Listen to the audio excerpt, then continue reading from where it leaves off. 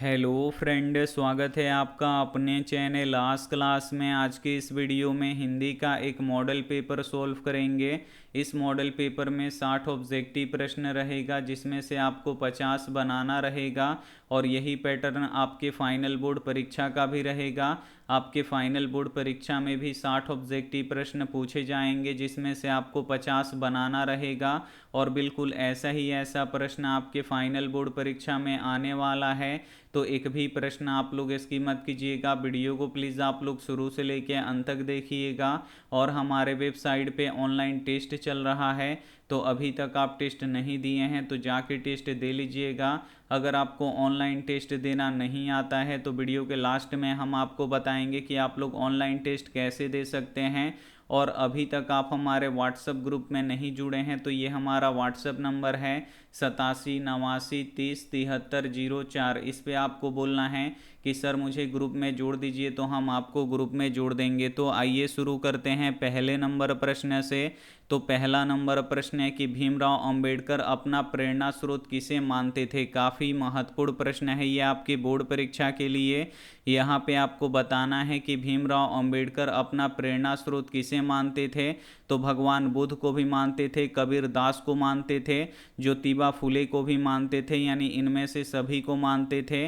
तो यहाँ पे डी वाला ऑप्शन बिल्कुल ही सही हो जाएगा। एक प्रश्न ये भी पूछा जाता है कि भीमराव अंबेडकर के माता जी का क्या नाम था। तो भीमा बाई था, इसे आपको याद रखना है।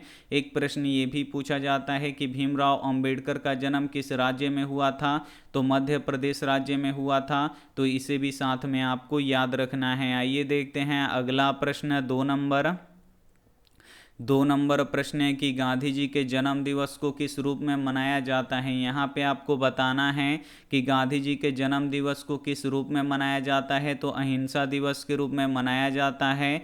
यहाँ पे बी वाला ऑप्शन बिल्कुल ही सही हो जाएगा। एक प्रश्न ये भी पूछा जाता है कि गांधी जी का जन्म कब हुआ था। तो 2 अक्टूबर 1869 ईस्वी को हुआ था, तो इसे भी साथ में आपको याद रखना है। एक प्रश्न ये भी पूछा जाता है कि गांधी जी का जन्म किस राज्य में हुआ था। तो गुजरात राज्य में हुआ था, तो इसे भी साथ में आपको याद रखना है। आइए देखते हैं अगला प्रश्न। 3 नंबर प्रश्न है कि भारतीय संस्कृति किसका प्रतीक है। यहाँ पे आपको बताना है कि भारतीय संस्कृति किसका प्रतीक है। तो विभिन्न संस्कृतियों के सामंजस्य का प्रतीक है, इसे आपको याद रखना है। यहाँ पे डी वाला ऑप्शन बिल्कुल ही सही हो जाएगा। आइए देखते हैं अगला प्रश्न।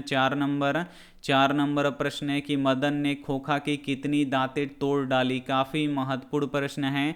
यहाँ पे आपको बताना है कि मदन ने खोखा की कितनी दांतें तोड़ डाली। तो 2 दांतें तोड़ डाली, इसे आपको याद रखना है। यहाँ पे बी वाला ऑप्शन बिल्कुल ही सही हो जाएगा। एक प्रश्न ये भी पूछा जाता है कि मदन किसका लड़का था। तो जो मदन था ये गिरधर लाल का लड़का था, इसे आपको याद रखना है। एक प्रश्न ये भी पूछा जाता है कि खोखा किसका लड़का था। तो ये सेन साहब का लड़का था, तो इसे भी साथ में आपको याद रखना है। आइए देखते हैं अगला प्रश्न। 5 नंबर प्रश्न है कि भक्त रील के प्रभु से क्या करता है। यहाँ पे आपको बताना है कि भक्त रील के प्रभु से क्या करता है। तो प्रश्न करता है, इसे आपको याद रखना है।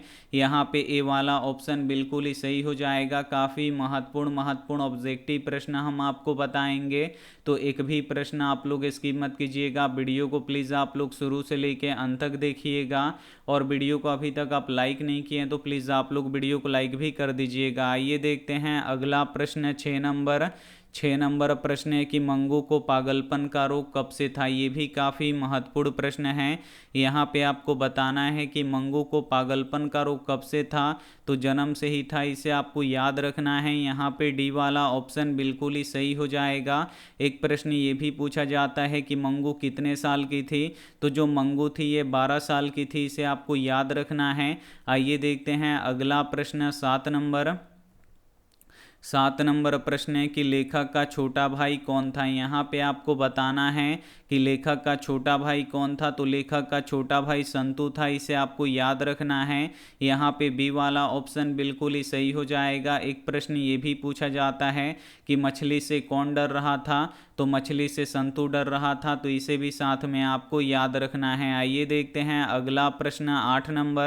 8 नंबर प्रश्न है कि मैक्स मूलर कहाँ के रहने वाले थे। यहाँ पे आपको बताना है कि मैक्स मूलर कहाँ के रहने वाले थे। तो जो मैक्स मूलर थे ये जर्मनी के रहने वाले थे, इसे आपको याद रखना है। यहाँ पे सी वाला ऑप्शन बिल्कुल ही सही हो जाएगा। एक प्रश्न ये भी पूछा जाता है कि मेघदूत का जर्मनी में अनुवाद किसने किया था, तो मैक्स मूलर ने किया था, तो इसे भी साथ में आपको याद रखना है। आइए देखते हैं अगला प्रश्न 9 नंबर प्रश्न है कि इबादत का अर्थ क्या होता है। यहाँ पे आपको बताना है कि इबादत का अर्थ क्या होता है। तो इबादत का अर्थ उपासना होता है, इसे आपको याद रखना है। यहाँ पे ए वाला ऑप्शन बिल्कुल ही सही हो जाएगा। आइए देखते हैं अगला प्रश्न 10 नंबर प्रश्न है कि अपने घर से बहादुर क्यों भागा। काफ़ी महत्वपूर्ण प्रश्न है ये आपके बोर्ड परीक्षा के लिए। यहाँ पे आपको बताना है कि अपने घर से बहादुर क्यों भागा, तो माँ के मार के कारण से भागा, इसे आपको याद रखना है। यहाँ पे बी वाला ऑप्शन बिल्कुल ही सही हो जाएगा। एक प्रश्न ये भी पूछा जाता है कि बहादुर का पूरा नाम क्या था, तो बहादुर का पूरा नाम दिल बहादुर था, इसे आपको याद रखना है। और बहादुर का घर कहाँ पे था, तो नेपाल में था, तो इसे भी साथ में आपको याद रखना है। आइए देखते हैं अगला प्रश्न 11 नंबर प्रश्न है कि प्रेम ऐनी श्री राधिका किसकी कविता है। काफ़ी महत्वपूर्ण प्रश्न है। यहाँ पे आपको बताना है कि प्रेम ऐनी श्री राधिका किसकी कविता है, तो ये रसखान की कविता है, इसे आपको याद रखना है। यहाँ पे बी वाला ऑप्शन बिल्कुल ही सही हो जाएगा।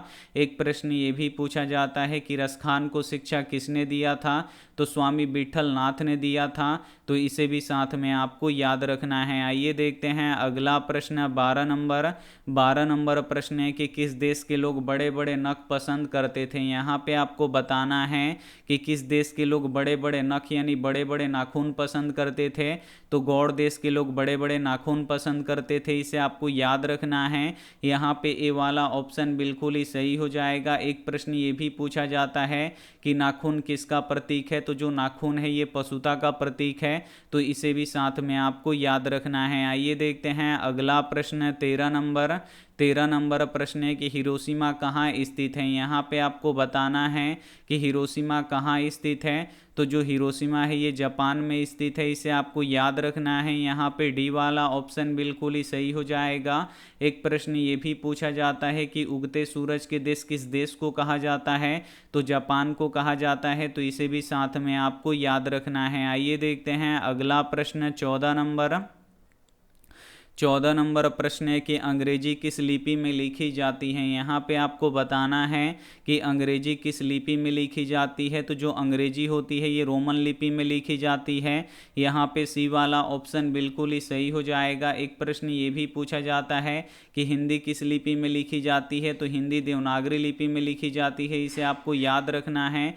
एक प्रश्न ये भी पूछा जाता है कि पंजाबी किस लिपि में लिखी जाती है, तो गुरुमुखी लिपि में लिखी जाती है, तो इसे भी साथ में आपको याद रखना है। आइए देखते हैं अगला प्रश्न 15 नंबर प्रश्न है कि सुजाता का वास्तविक नाम क्या है। यहाँ पे आपको बताना है कि सुजाता का वास्तविक नाम क्या है, तो एस रंगराजन है, इसे आपको याद रखना है। यहाँ पे डी वाला ऑप्शन बिल्कुल ही सही हो जाएगा। आइए देखते हैं अगला प्रश्न 16 नंबर प्रश्न है कि बहादुर का स्वभाव कैसा था। यहाँ पे आपको बताना है कि बहादुर का स्वभाव कैसा था, तो जो बहादुर था ये कर्मठ और ईमानदार दोनों था, इसे आपको याद रखना है। यहाँ पे सी वाला ऑप्शन बिल्कुल ही सही हो जाएगा। एक प्रश्न ये भी पूछा जाता है कि बहादुर कौन था, तो बहादुर लेखक का नौकर था, तो इसे भी साथ में आपको याद रखना है। आइए देखते हैं अगला प्रश्न 17 नंबर प्रश्न है कि सच्चा भारत कहाँ बसता है। काफ़ी महत्वपूर्ण प्रश्न है ये आपके बोर्ड परीक्षा के लिए। यहाँ पे आपको बताना है कि सच्चा भारत कहाँ बसता है, तो जो सच्चा भारत होता है ये गांव में बसता है, इसे आपको याद रखना है। यहाँ पे सी वाला ऑप्शन बिल्कुल ही सही हो जाएगा। और जो भारत है ये गाँव का देश है, तो इसे भी साथ में आपको याद रखना है। आइए देखते हैं अगला प्रश्न 18 नंबर प्रश्न है कि माँ कितने बजे रात को अस्पताल से लौटकर आई। यहाँ पे आपको बताना है कि माँ कितने बजे रात को अस्पताल से लौट कर आई, तो 11:15 बजे रात को अस्पताल से लौट कर आई, इसे आपको याद रखना है। यहाँ पे सी वाला ऑप्शन बिल्कुल ही सही हो जाएगा। आइए देखते हैं अगला प्रश्न 19 नंबर प्रश्न है कि मछली किस वर्ग की कहानी है। यहाँ पे आपको बताना है कि मछली किस वर्ग की कहानी है, तो जो मछली है ये निम्न मध्यम वर्ग की कहानी है, इसे आपको याद रखना है। यहाँ पे बी वाला ऑप्शन बिल्कुल ही सही हो जाएगा। एक प्रश्न ये भी पूछा जाता है कि पिताजी बाजार से कितनी मछलियाँ खरीदे थे, तो 3 मछलियाँ खरीदे थे, इसे आपको याद रखना है, जिसमें से एक मछली मर गई थी और 2 मछली जिंदा थी, तो इसे भी साथ में आपको याद रखना है। आइए देखते हैं अगला प्रश्न 20 नंबर। 20 नंबर प्रश्न है कि पपाती को क्या हुआ था। यहाँ पे आपको बताना है कि पपाती को क्या हुआ था, तो पपाती को यहाँ पे मेनिंजाइटिस हो गया था, इसे आपको याद रखना है। यहाँ पे ए वाला ऑप्शन बिल्कुल ही सही हो जाएगा। और जो मेनिंजाइटिस रोग है इसका संबंध किससे है, तो बुखार से है, तो इसे भी साथ में आपको याद रखना है। आइए देखते हैं अगला प्रश्न 21 नंबर। 21 नंबर प्रश्न है कि मीनाक्षी मंदिर कहाँ स्थित है। काफ़ी महत्वपूर्ण प्रश्न है ये आपके बोर्ड परीक्षा के लिए। यहाँ पे आपको बताना है कि मीनाक्षी मंदिर कहाँ स्थित है। तो जो मीनाक्षी मंदिर है ये तमिलनाडु में स्थित है, इसे आपको याद रखना है। यहाँ पे ए वाला ऑप्शन बिल्कुल ही सही हो जाएगा। आइए देखते हैं अगला प्रश्न 22 नंबर। 22 नंबर प्रश्न है कि रसखान किनके भक्त थे। यहाँ पे आपको बताना है कि रसखान किनके भक्त थे। तो जो रसखान थे ये भगवान कृष्ण के भक्त थे, इसे आपको याद रखना है। यहाँ पे सी वाला ऑप्शन बिल्कुल ही सही हो जाएगा। एक प्रश्न ये भी पूछा जाता है कि रसखान की मृत्यु कहाँ पे हुई थी, तो वृंदावन में हुई थी, तो इसे भी साथ में आपको याद रखना है। आइए देखते हैं अगला प्रश्न 23 नंबर। 23 नंबर प्रश्न है कि फटासुर नवक से कौन कहते हैं। काफ़ी महत्वपूर्ण प्रश्न है। यहाँ पे आपको बताना है कि फटासुर नवक से कौन कहते हैं, तो बिस्मिल्लाह खां कहते हैं, इसे आपको याद रखना है। यहाँ पे बी वाला ऑप्शन बिल्कुल ही सही हो जाएगा। एक प्रश्न ये भी पूछा जाता है कि बिस्मिल्लाह खां का संबंध किससे है, तो शहनाई से है, तो इसे भी साथ में आपको याद रखना है। आइए देखते हैं अगला प्रश्न 24 नंबर। 24 नंबर प्रश्न है कि बहादुर पर कितने रुपए की चोरी का आरोप लगा था। काफ़ी महत्वपूर्ण प्रश्न है। यहाँ पे आपको बताना है कि बहादुर पर कितने रुपए का चोरी का आरोप लगा था, तो 11 रुपए का चोरी का आरोप लगा था, इसे आपको याद रखना है। यहाँ पे सी वाला ऑप्शन बिल्कुल ही सही हो जाएगा।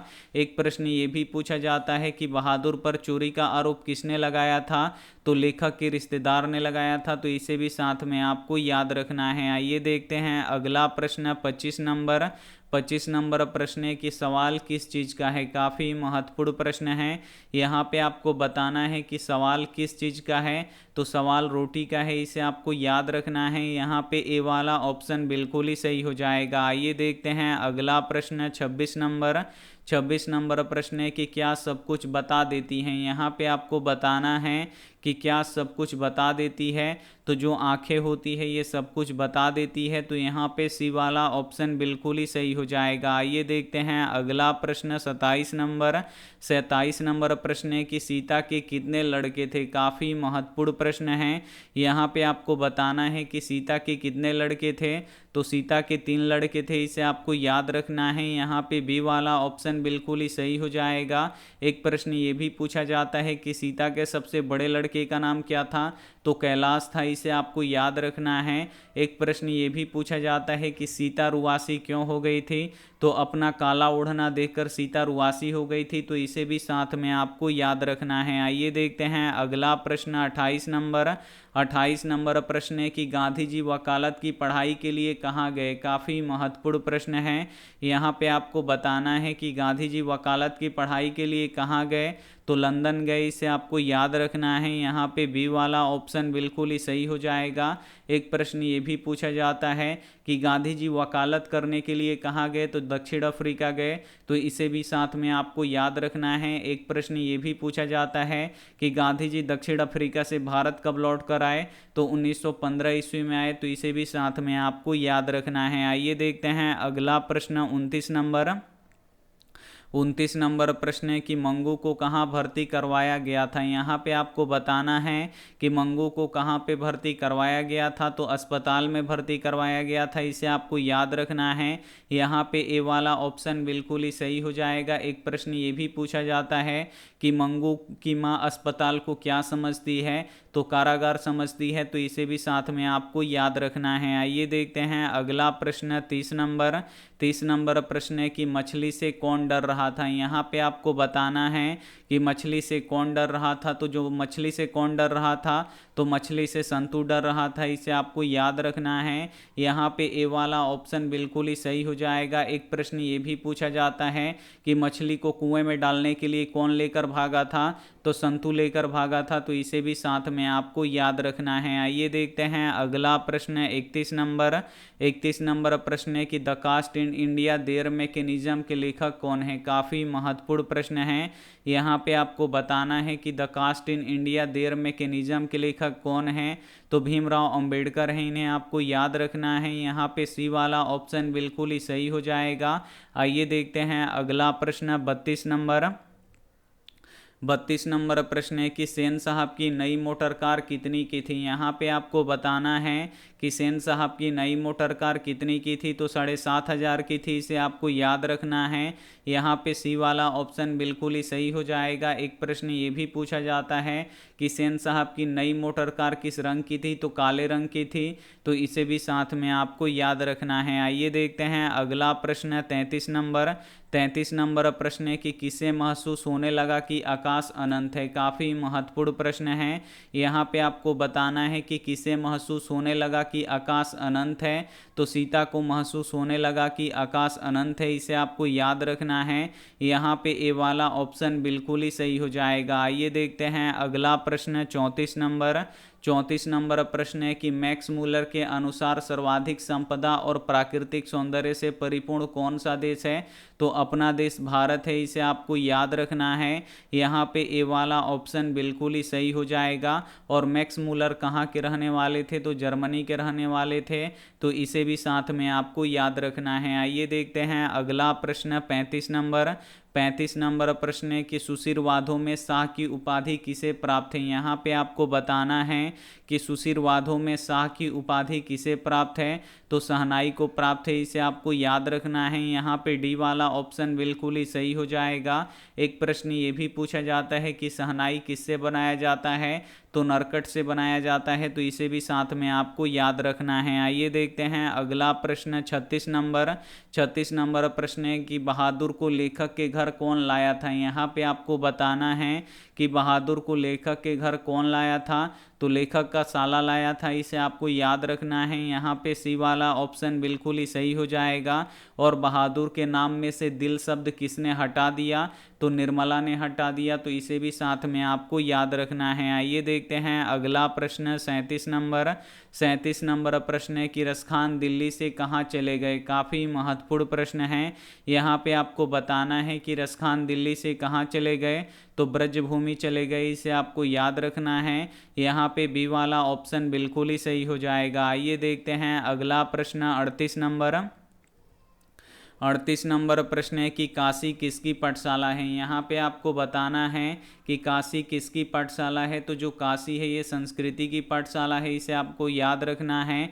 यहाँ पे ए वाला ऑप्शन बिल्कुल ही सही हो जाएगा। एक प्रश्न ये भी पूछा जाता है कि देवनागरी किसे कहा जाता है, तो काशी को कहा जाता है, तो इसे भी साथ में आपको याद रखना है। आइए देखते हैं अगला प्रश्न 39 नंबर प्रश्न है कि खोखा किस कहानी का पात्र है। यहाँ पे आपको बताना है कि खोखा किस कहानी का पात्र है, तो जो खोखा है ये 20 के दांत कहानी का पात्र है, इसे आपको याद रखना है। यहाँ पे ए वाला ऑप्शन बिल्कुल ही सही हो जाएगा।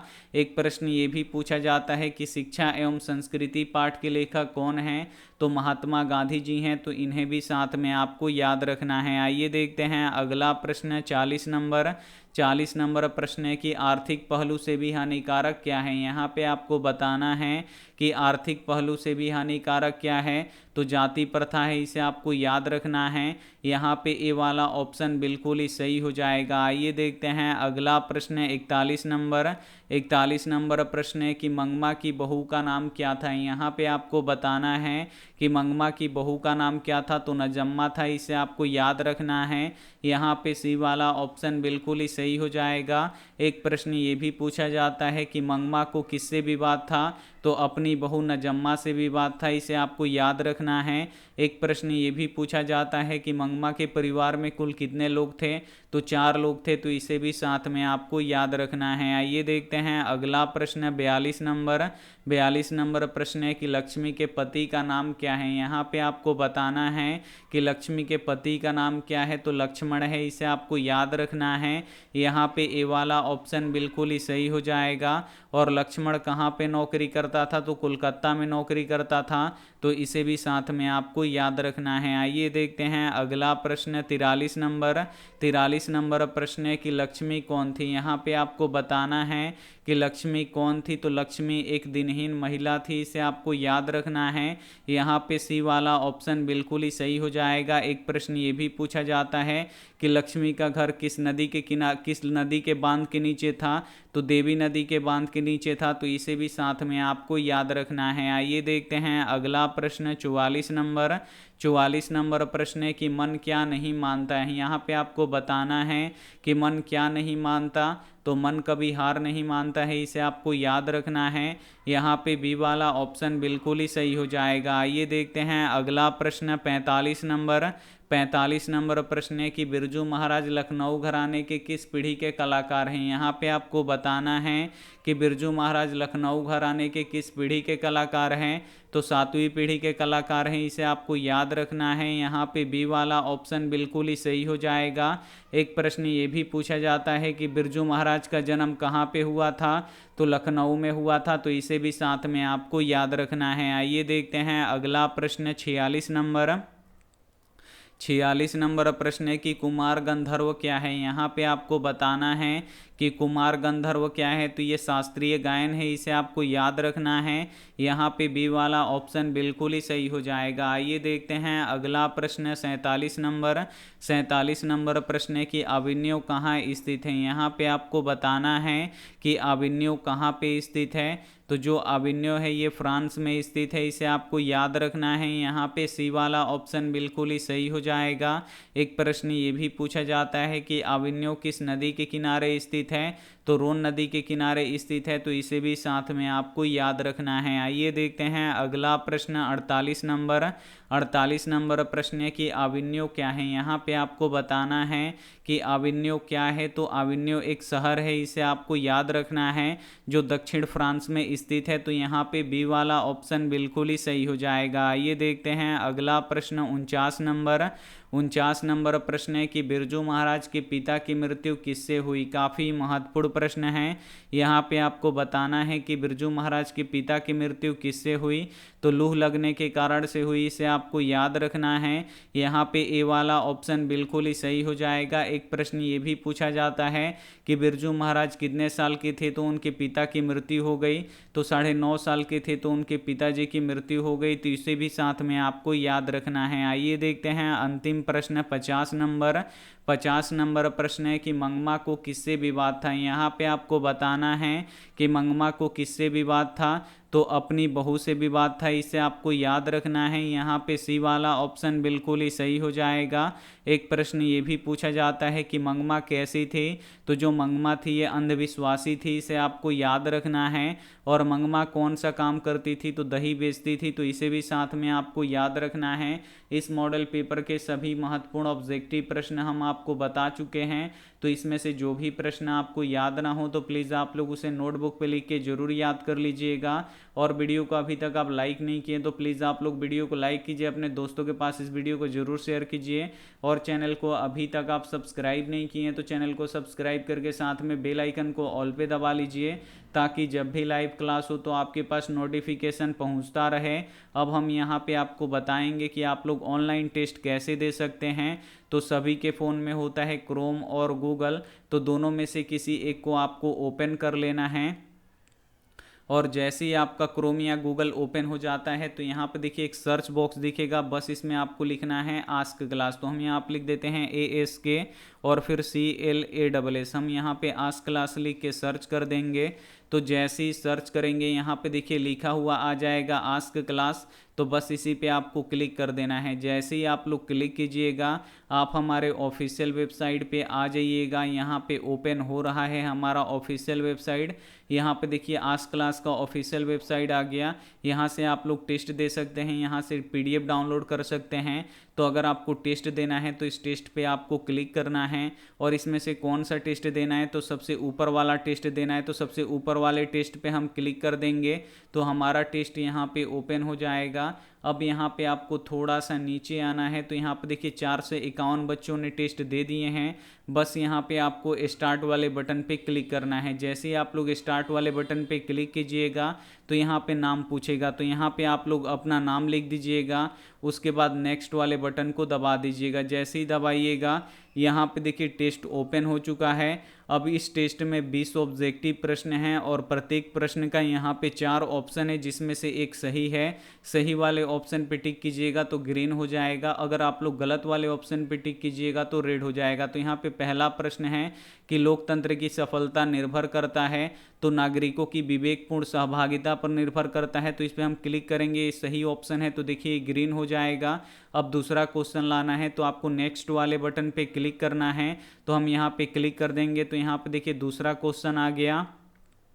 अब यहाँ पे देखिए दूसरा क्वेश्चन है कि वेदों की ओर लौटो का नारा किसने दिया था, तो स्वामी दयानंद सरस्वती ने दिया था, लेकिन हम स्वामी विवेकानंद पे टिक करेंगे तो देखिए गलत हो गया और जो सही आंसर है वो आपको बताएगा। तो ऐसे ही आपको नेक्स्ट करते जाना है और टेस्ट देते जाना है और लास्ट में ये आपका रिजल्ट भी दिखा देगा। उसके बाद अगर आपको पीडीएफ डाउनलोड करना है तो इस डाउनलोड पीडीएफ पे आपको क्लिक करना है और रोज़ रात में 8 बजे एक पीडीएफ आपको दिया जाता है, उसे आप लोग क्या कीजिए डाउनलोड कीजिए और उसे फ़ोन में सेव करके लिखिए और उसको आप लोग जब भी सोने जाइए तो उसको आपको क्या करना है रिवीजन करना है। तो यहाँ पे देखिए यहाँ पे बहुत सारा पीडीएफ हम अपलोड कर चुके हैं, तो बस आपको यहाँ पे डाउनलोड पीडीएफ पे क्लिक करना है और आपका पीडीएफ डाउनलोड हो जाएगा। तो ऐसे आप लोग डाउनलोड कर सकते हैं। और उसके बाद अगर आपको क्वेश्चन बैंक पढ़ना है तो आपको यहाँ पे नीचे आना है और नीचे आइएगा तो यहाँ पे देखिए मैट्रिक क्लास 10 क्वेश्चन बैंक है, ये प्रत्येक साल का यहाँ पे क्वेश्चन बैंक मिलेगा, आप लोग यहाँ से पढ़ सकते हैं। उसके बाद अगर आपको चैप्टर वाइज सब्जेक्टिव और ऑब्जेक्टिव पढ़ना है तो यहाँ से आप लोग चैप्टर वाइज सब्जेक्टिव और ऑब्जेक्टिव भी पढ़ सकते हैं। तो उम्मीद करते हैं ये प्रश्न आपको काफ़ी अच्छा लगा होगा और ये समझ में भी आ गया होगा। थैंक यू फॉर वॉचिंग, मिलते हैं अगले वीडियो में, तब तक अपना ध्यान रखिए, मन लगा के पढ़ाई कीजिए, टेक केयर एंड बाय।